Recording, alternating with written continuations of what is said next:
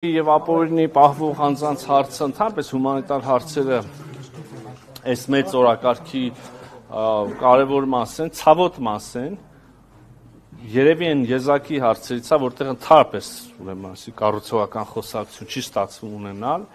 վերջին բանը, որ եղել է շոշափելի, դրանից հետո խոսակցություն անշուշտ եղել է եւ այսօր էլ կա, բայց չի հաջողվել,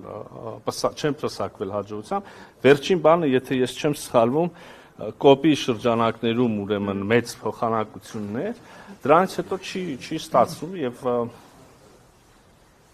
այստեղ երևի ոչ մեկս էլ մեծ ուրեմն ուրախ լուրեր հայտնելու ուրեմն տեղ չունենք եւ դա ակնհայտ է մենք կարծում ենք որ եթե մեզ հաջողվի ունենալ վերջնական իսկական ստորագրված խաղաղություն կգնանք առաջ օրինակ դելիմիտացիայի գործընթացով մի հայտարարի կգանք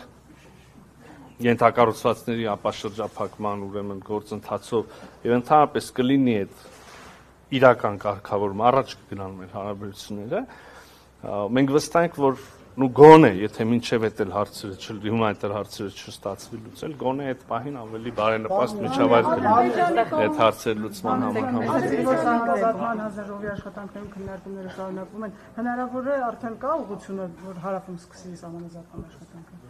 թե կոնկրետ կան շարունակում Չէ լինի փոխանցում ինչի շուրջ են տարաձայնությունները մեր որ Չէ